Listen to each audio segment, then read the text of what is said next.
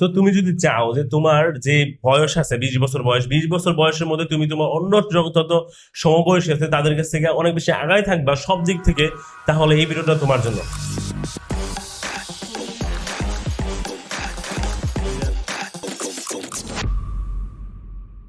As a Bangladeshi youth আমি এই জিনিসটা সবসময় ফিল করি যে আমরা এডুকেশন, স্পোর্ট, কন্টেন্ট কনজিউমিং অথবা কন্টেন্ট ক্রিয়েশন এই সব কিছু থেকে হচ্ছে ইন্ডিয়া, পাকিস্তান, নেপাল, ভিয়েতনামি এই সকল আমাদের যে প্রতিবেশী দেশগুলো আছে এগুলো থেকে অনেক বেশি পিছিয়ে আছি। আর আমাদেরকে এই পিছিয়ে পড়ার ব্যাপারে অনেকে হয়তো আমাদেরকে বলে এবং অনেকে মোটিভেট করা ট্রাই করে, অনেকে হচ্ছে আমাদেরকে রিয়ালিটি বোঝানোর ট্রাই করে, কিন্তু আমরা তাদের কথা ফলো করি না, আমরা তাদের কথা নিতে চাই না। আমরা কি নিই? আমরা নিই হচ্ছে টিকটক অথবা ইনস্টাগ্রামে থাকা ছোট ছোট রিলস গুলাকে, যে রিলস গুলাতে হচ্ছে ছেলে মেয়েরা অশ্লীল ভাবে বিভিন্ন ডোপামিন, আমাদেরকে সস্তা ডোপামিন আমাদেরকে সাপ্লাই করে, আর আমরা ওই সময়টায় খুব এনজয় করি। আর ওই এনজয়নেসের কারণে কি করি আমরা, নর্মালি হচ্ছে আমাদের যে ফিউচার, সেই ফিউচারকে বরবাদ করতে থাকি। আমার মাঝে মাঝে আমাদের ইয়াং জেনারেশনের ছেলেপেলে দেখলে খুব আফসোস হয়, নিজের মনের মধ্যে প্রশ্ন চলে আসে যে আসলে ওদের ফিউচার কি? এরা যে আজকে এভাবে কাটাইতেছে, ওরা যে আজকে আসলে মানে জাস্ট তাদের টাইম গুলা ওয়েস্ট করতেছে, সে এই টাইম গুলার খেসারত কে দিবে? এই টাইম গুলার তো তাদের উপর তো একটা সময় রেসপন্সিবিলিটি আসবে, বিভিন্ন ধরনের রেসপন্সিবিলিটি, ফ্যামিলি, ঠিক আছে, তারপরে সোশ্যাল রেসপন্সিবিলিটি, রিলিজিয়াস রেসপন্সিবিলিটি, অনেক ধরনের রেসপন্সিবিলিটি তাদের উপর বর্তাবে।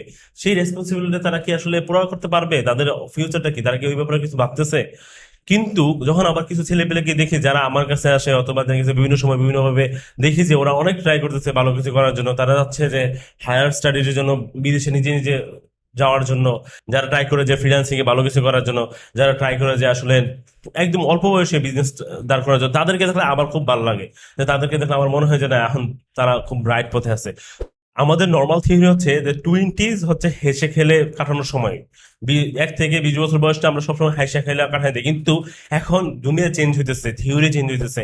আমাদের যে দুনিয়া, এই দিনকে দিন এই দুনিয়া চ্যালেঞ্জিং হইতেছে। এই চ্যালেঞ্জিং দুনিয়াকে ফেস করার জন্য আমাদেরকে নিজেদেরকে এখন থেকে প্রিপারেশন নিতে হবে। আমাদের যাদের বয়স এখনো আন্ডার 20, তাদের এটাই হচ্ছে সুবর্ণ সুযোগ তাদের লাইফকে সাজাই নেওয়ার, এবং ভবিষ্যতে আমি কোথায় থাকবো, আমি 30 বছর বয়সে কোন পজিশনে থাকবো, আমি 25 বছর বয়সে কোন কাজটা করতে থাকবো, ওই জিনিসটা ডিসাইড করার মেইন সময় হচ্ছে এখন আমার আন্ডার 20।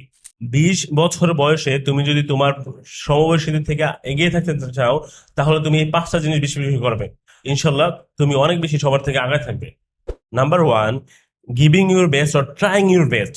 তুমি যেই কাজটাই করো, এখন যে কাজটাতে তুমি এখন ইনভলভ থাকো, ওই কাজটাকে তোমার বেস্টার দিয়ে ট্রাই করো। সাপোজ তুমি এখন বর্তমানে এইচএসসি পরীক্ষা দিবা, আর ওই এইচএসসি পরীক্ষা দেওয়ার জন্য তুমি তোমার বেস্টটা দাও, যা যা করা দরকার, অথবা বেস্ট রেজাল্টটা পাইতে যা করা দরকার প্রত্যেকটা স্টেপ তুমি নাও এবং ওইভাবে পড়াশোনা করো। আর তুমি যদি আন্ডার 20-তে বিজনেসে চলে যাও, তাহলে ওই বিজনেসে কিভাবে শাইন করা যায়, ওই শাইন করার জন্য তুমি তোমার বেস্টটাতে ট্রাই করো। এরকম না যে আন্ডার 20 থেকে বিজনেস করতেছে না, অনেকে বিজনেস করতেছে।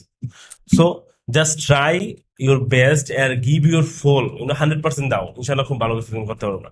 Second, reading books. আমরা আমাদের যে এডুকেশনাল, নর্মালি ইনস্টিটিউশনাল থিওরিক্যাল যে বুকগুলো থাকে এগুলো তো আমরা পড়বই, কিন্তু সাথে সাথে এক্সট্রা নলেজের জন্য আমরা হচ্ছে অন্য বই পড়বো। যেরকম আমার সামনে এখন যেটা আছে, এর যে হুক, এই বইটা আমি এখনো পড়তেছি। সো এই ধরনের বই এক্সট্রা যেগুলো আছে, ভালো ভালো অথররা লিখতেছে যারা বিভিন্ন সার্টেন ফিল্ডে অনেক বেশি এক্সপিরিয়েন্স, যারা যারা হচ্ছে একটা বইয়ের মধ্যে তারা তাদের পুরা জীবনের যত এক্সপিরিয়েন্স আছে সব দিয়ে দিতেছে। সো তাদের বইগুলো বেশি বেশি পড়ার ট্রাই করো। তাদের বই পড়লে তোমার হয়তো ওই এক্সপিরিয়েন্সটা হয়নি, বাট তোমার ওই এক্সপিরিয়েন্স হওয়ার পরে যে শিক্ষাটা হয়, সেই শিক্ষাটা তুমি পেয়ে যাবে ইনশাল্লাহ। আর এখানেও তুমি অনেক বেশি অন্যদের থেকে আগায় থাকবা। তোমার চিন্তা ভাবনা তাদের মতো হবে, লেখকদের মতো হবে, তারা যে এক্সপিরিয়েন্স করছে তাদের 60 বছর বয়সে, 50 বছর বয়সে, সেই ধরনের চিন্তা ভাবনা তোমার মধ্যে চলে আসবে। তুমি অনেক বেশি ডিপ নলেজ রাখবা এবং প্রত্যেকটা বিষয়ে তোমার চিন্তা ভাবনা করার যে ক্ষমতা, সেই ক্ষমতা তোমার বেড়ে যাবে। আর তাতে তোমার সিদ্ধান্ত নেওয়ার যে পরিস্থিতি অথবা তোমার সিদ্ধান্ত নেওয়ার যে প্রসেসটা, এটা আগাবে। এই সব কিছু তোমাকে একটা ম্যাচিউরিটি এনে দেবে, যা তোমাকে অন্যদের থেকে অনেক বেশি আগায় রাখবে। Study about your religion. তুমি যেই ধর্মের হো না কেন, তুমি তোমার আন্ডার 20-তেই তুমি তোমার ধর্মের ব্যাপারে অনেক বেশি পড়াশোনা করার ট্রাই করো। আমরা যারা রিলিজনকে প্র্যাকটিস করি, আমরা প্রত্যেকেই হয়তো বুঝি যে এই জিনিসটা খুবই ইম্পর্টেন্ট, যে আমাদের ধর্ম সম্পর্কে খুব গভীর জ্ঞান রাখা, অন্য ধর্ম সম্পর্কেও হালকা পাতলা অথবা ভালো রকমের জ্ঞান রাখা খুবই দরকার।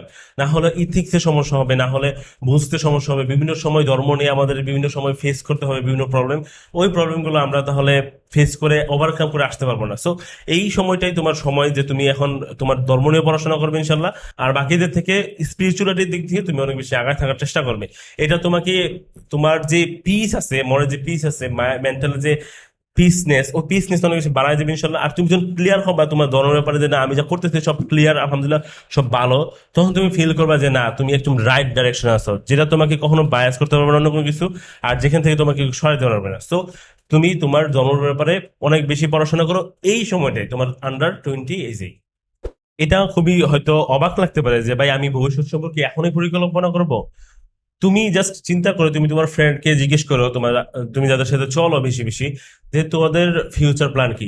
তুমি দেখবে কি অনেকেই বলবে যে আমার প্ল্যান হচ্ছে আমার আব্বা ব্যবসা করে ব্যবসাতে বসে যাবো, আমার ভাই ব্যবসা করে ব্যবসাতে বসে যাবো, অথবা আমার ভাই বিদেশ থাকে আমাকে বিদেশ নিয়ে যাবে, অথবা দেখা গেছে আমার বোন সব কানাডা টানাডা থাকে বন্ধুরা ভাইরা, তারা আমাকে নিয়ে যাবে। এরকম ধরনের উত্তর তুমি পাবা, কারণ তারা আসলে তাদের প্ল্যান নাই তাদের লাইফে, কিন্তু তারা জানে যে তাদের একজন আছে যে তাদেরকে টাইনা তুলতে পারবে। কিন্তু তোমার পরিস্থিতি যদি আমার মতো হয়, যে তোমার আগেও কেউ নাই পিছিয়েও কেউ নাই, খুবই সিম্পল এক ফ্যামিলিতে তুমি উঠে আসছো, তাহলে তোমার ভাবতে হবে যে তুমি আসলে তোমাকে কোন লেভেলে নিতে নিতে চাও।